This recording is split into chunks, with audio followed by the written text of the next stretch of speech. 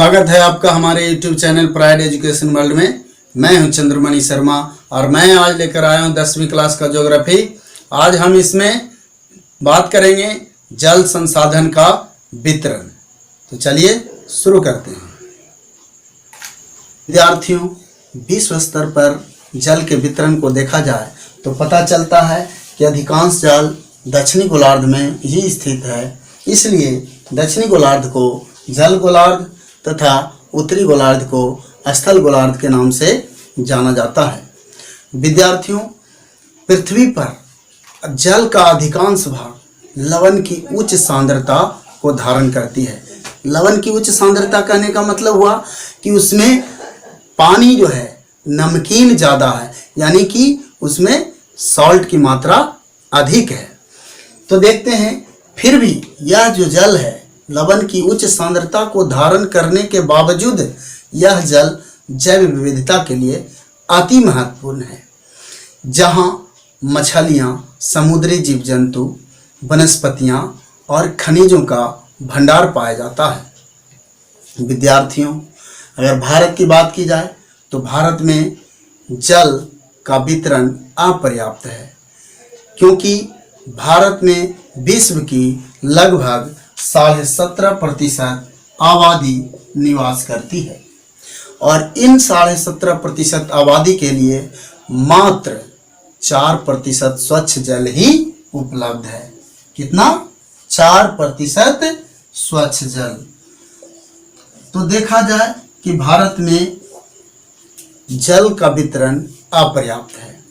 विद्यार्थियों, अब भारत में बात करते हैं, जो 4000 घन किलोमीटर जल बरसन से प्राप्त होता है, जबकि 1869 घन किलोमीटर जल भूपृष्ठीय जल के रूप में मौजूद है।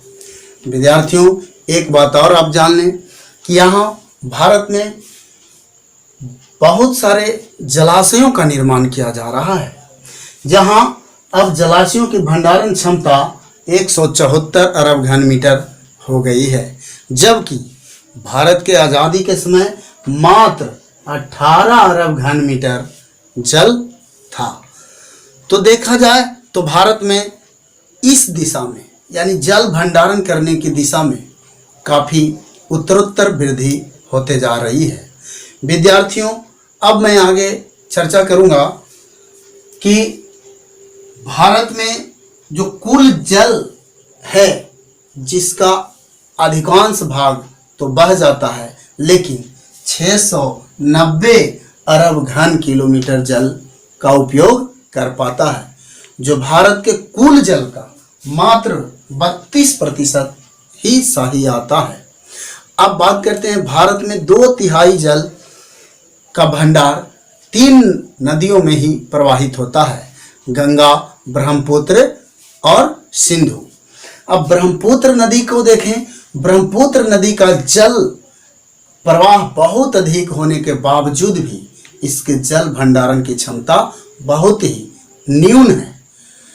दूसरी बात देखा जाए तो अगर जल भंडारण की क्षमता के दृष्टिकोण से देखा जाए तो भारत की नदियों में ताप्ती नदी का स्थान प्रथम आता है, जहां ताप्ती नदी का लगभग 97% जल भंडारण करने की क्षमता है।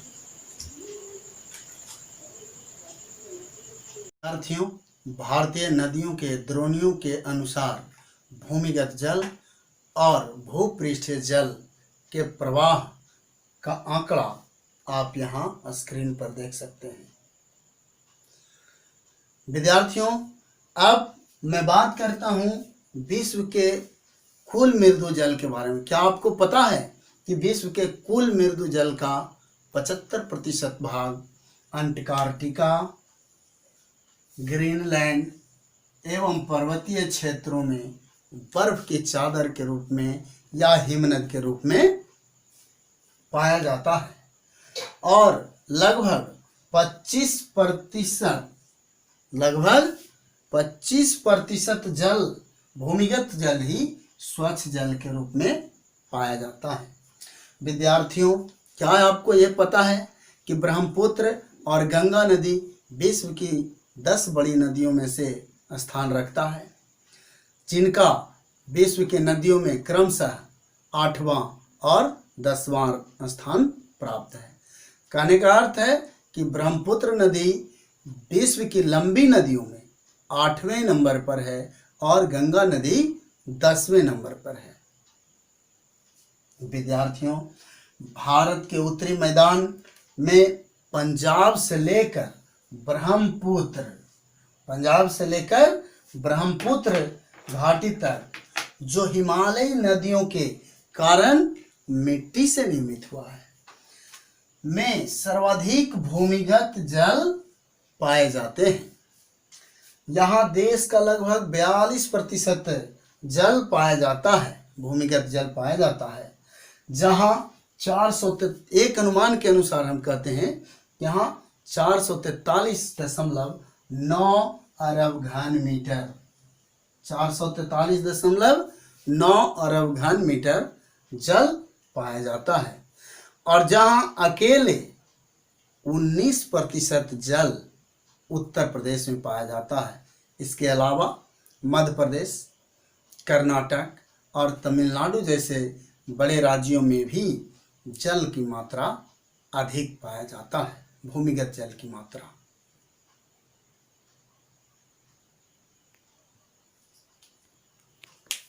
विद्यार्थियों, अब हम लोग सीखेंगे जल संसाधन के उपयोग के बारे में। तो जिस समय हमारा देश आज़ाद हुआ था उस समय हमारी आबादी बहुत कम थी, लेकिन अब का परिवेश बदल चुका है। अब हमारे देश में उस समय के आबादी का लगभग 3 गुना से अधिक वृद्धि कर गया है। तो जल की मांग बढ़ी है।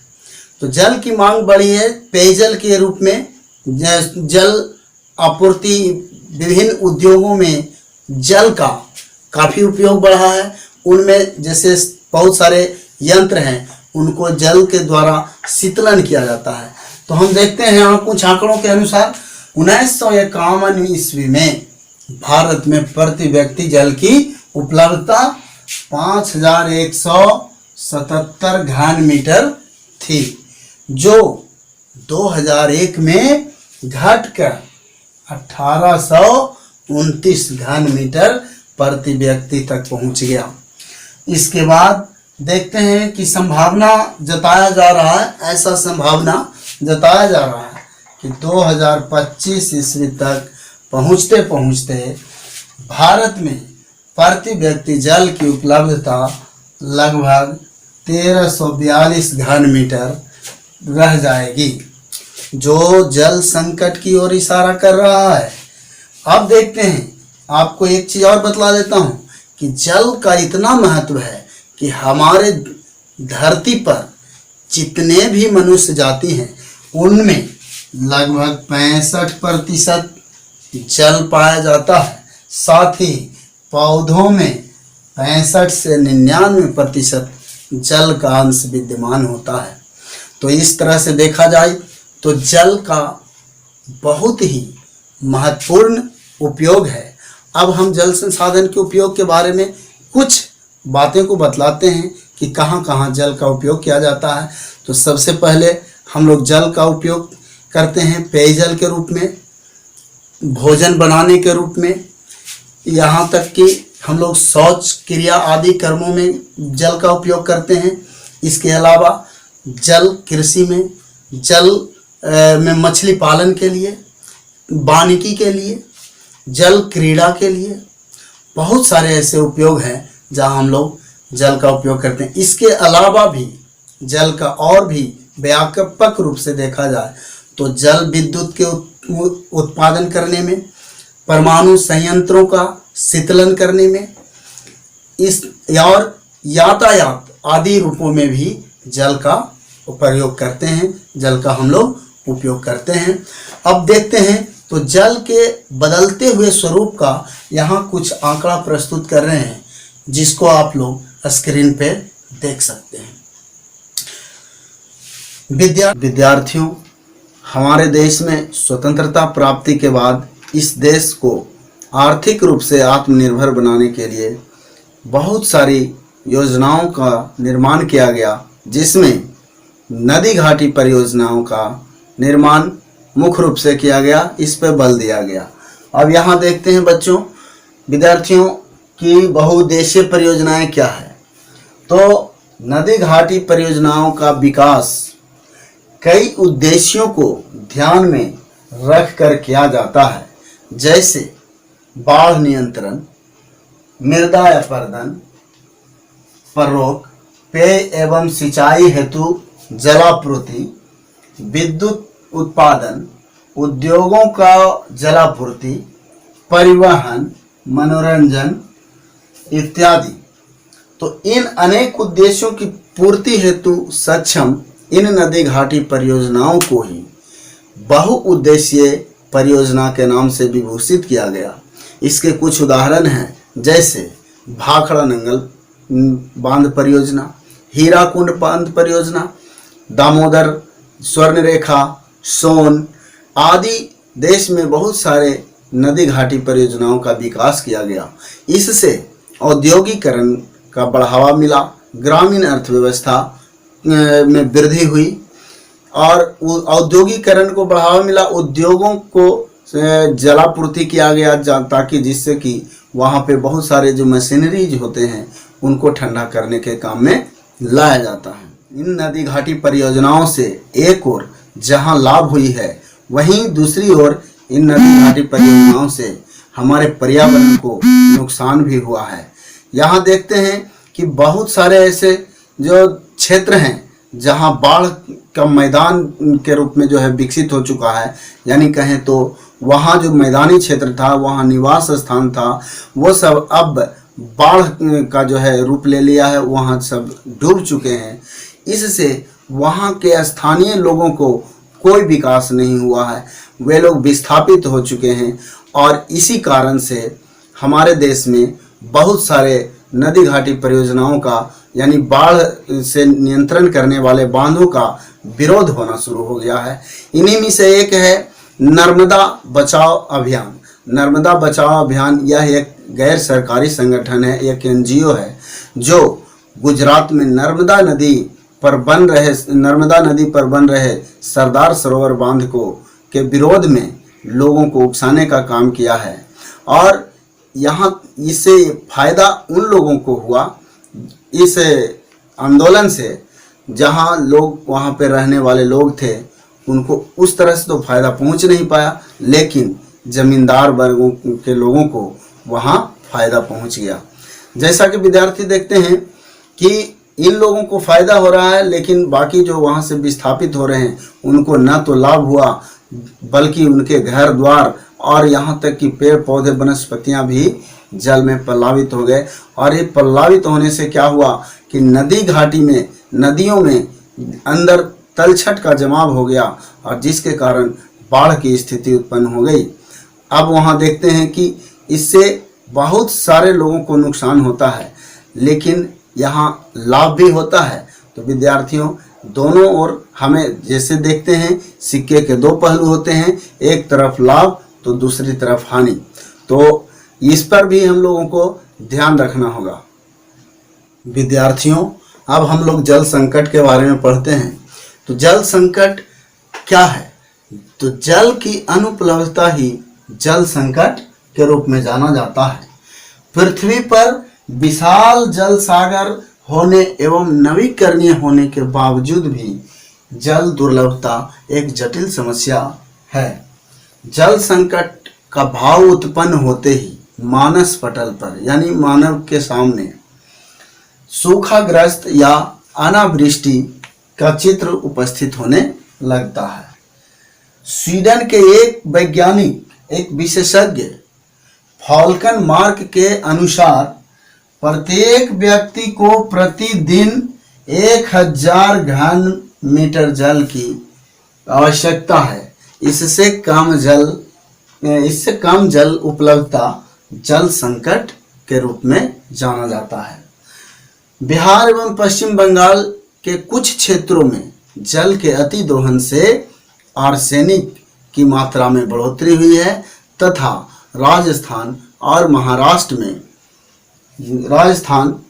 महाराष्ट्र के कुछ भागों में फ्लोराइड का संकेंद्रण बढ़ा है।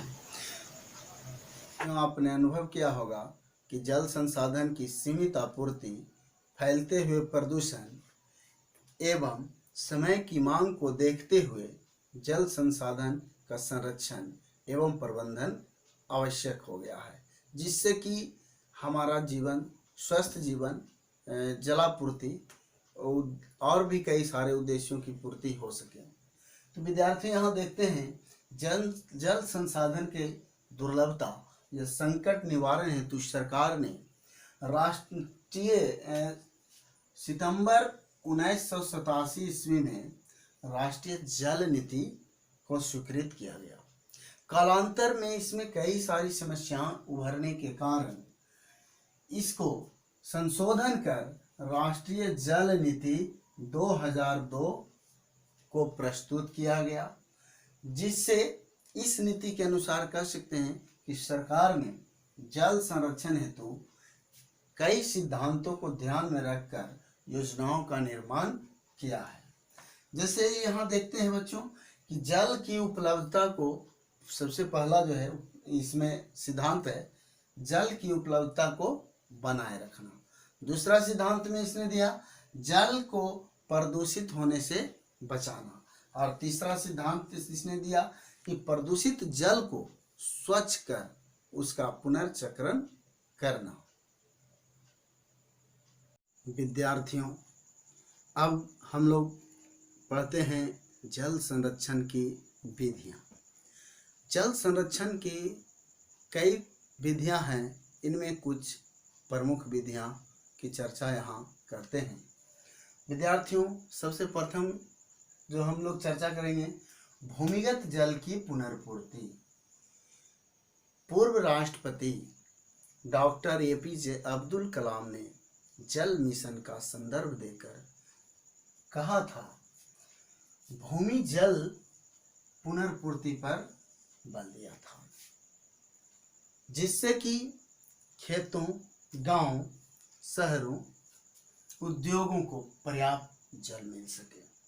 इसके लिए वृक्षारोपण, जैविक तथा कंपोस्ट खाद का प्रयोग, वेटलैंड्स का संरक्षण, वर्षा जल का संचयन एवं मल जल शोधन, पुनर्चक्रण जैसे क्रियाकलाप उपयोगी सिद्ध हो सकते हैं। विद्यार्थियों, कुछ महत्वपूर्ण बात यह है कि शहरीकरण, भवन निर्माण, रेल मार्ग तथा सड़क पक्कीकरण भूमिगत जल पुनर्पूर्ति में बाधक उत्पन्न करते हैं। यह बाधक तत्व हैं। विद्यार्थियों, अब दूसरे नंबर पे हम चर्चा करते हैं जो जल संरक्षण की विधियां हैं, वो आता है जल संभर प्रबंधन, यानी वाटर शेड मैनेजमेंट। जल प्रवाह या जल जमाव का उपयोग कर उद्यान, कृषि वानिकी, जल कृषि एवं कृषि उत्पादन को बढ़ाया जा सकता है। इससे पेयजल आपूर्ति भी की जा सकती है। विद्यार्थियों, कुछ कर दिया। विद्यार्थियों, अब तक हमने जल संरक्षण की 2 विधियां देखा। अब तीसरी विधि के बारे में बात करते हैं।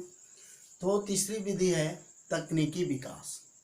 तकनीकी विकास का तात्पर्य है ऐसे उपक्रम जिसमें जल का कम से कम उपयोग कर अधिकाधिक लाभ लिया जा सके, जैसे ड्रिप सिंचाई, लिफ्ट सिंचाई, सूक्ष्म फुहारों से सिंचाई या माइक्रो स्प्रिंकलर से सिंचाई, सीढ़ी नुमा खेती इत्यादि। विद्यार्थियों, तो अब तक ये 3 जल संरक्षण की विधियां थी। अब हम वर्षा जल संग्रहण एवं उसका पुनर्चक्रण अर्थात rain water storage and recycle के बारे में बात करते हैं। विद्यार्थियों, जैसा कि आप जानते हैं, आज पूरे दुनिया में, अपने देश में जल दुर्लभता हो चुकी है, जल का निम्नीकरण हो चुका है, जिससे मानव के सामने एक बहुत बड़ी समस्या उत्पन्न हो चुकी है। विद्यार्थियों, हमारे प्राचीन भारतीय लोग भी अपने देश में बहुत सारे उपायों करते थे जल का संग्रहण करने के लिए। जैसे कि यहाँ पहाड़ी क्षेत्रों में गूल अथवा कूल का निर्माण किया करते थे। ये खास करके पश्चिमी हिमालय क्षेत्र में ये गूल और कूल जैसी जो वाहिकाएं होती थी, वो नदी की धारा का रास्ता बदलकर सिंचाई के लिए उपयोग किया जाता था। अब बच्चों एक बात और जान लें, पश्चिमी भारत खास करके राजस्थान में पेयजल हेतु वर्षा जल का संग्रहण छत पर किया करते थे। विद्यार्थियों, राजस्थान में और भी कई ऐसे क्षेत्र हैं, खास करके राजस्थान के जैसलमेर में, वहाँ पर वर्षा जल के संग्रहण करने के लिए, खास करके सिंचाई करने के लिए गड्ढों का निर्माण किया जाता था, जिसे जैसलमेर में खादीन के नाम से तथा राजस्थान के अन्य क्षेत्रों में जोहड़ के नाम से जानते थे। विद्यार्थियों, इसके अलावा वहाँ पेयजल के लिए घरों में भूमिगत टैंक का निर्माण किया जाता था, जिसे टांका भी कहा जाता था। विद्यार्थियों, इस टांका में क्या करते थे लोग, छत से पाइप को आंगन में लगा देते थे और ये भूमिगत टैंक में चला जाता था। बाद में इसी जल का उपयोग पीने के लिए या और अन्य क्रियाकलाप के लिए किया करते थे। विद्यार्थियों, आपको एक बात बता देता हूँ कि भूमिगत जल का 22% जल संचय वर्षा जल के पुनर्पूर्ति से हो पाता है और ये भूमि में प्रवेश करने से होता है। विद्यार्थियों, और जान लें कि विश्व में सर्वाधिक वर्षा कहाँ होती है, आपको पता है? मैं बता देता हूँ। विश्व में सर्वाधिक वर्षा भारत में स्थित मेघालय के मौसिनराम में होती है, जहाँ विश्व की सर्वाधिक वर्षा होती है। और यहाँ जल संकट का निवारण करने के लिए छतों पर वर्षा जल का संग्रहण किया जाता है। यह मेघालय में एक लोकप्रिय स्थान रखता है और वहाँ जल संग्रहण के लिए एक लोकप्रिय व्यवस्था के रूप में उभरा हुआ है। राजस्थान में भी जल संग्रहण में एक NGO, जिसे गैर सरकारी संगठन कहते हैं, वो तरुण भारत संघ है, जो जल संग्रहण के केंद्र में अच्छा कदम उठा रहा है और लोगों को जागरूक करने की कोशिश कर रहा है। विद्यार्थियों, कर्नाटक के मैसूर जिले में गंडाथुर गांव ऐसा है जहां आज भी 200 से अधिक घरों में छत पर वर्षा जल का संग्रहण किया जा रहा है। तो विद्यार्थियों, अब तक के हमने देखा वर्षा जल का संग्रहण। शुरुआत में मैं कुछ बातें बताता हूँ। हमने जल संसाधन के वितरण, उपयोग, जल संकट, जल संरक्षण की विधियाँ और उसके निवारण, और साथ ही वर्षा जल के संग्रहण के बारे में चर्चा किया। तो विद्यार्थियों, अगर हमारा वीडियो आपको पसंद आया हो तो इसे लाइक, सब्सक्राइब और शेयर ज़रूर करना। साथ ही कमेंट बॉक्स में कमेंट करके बताना कि आपको ये मेरा वीडियो कैसा लगा। अगर आप हमारे चैनल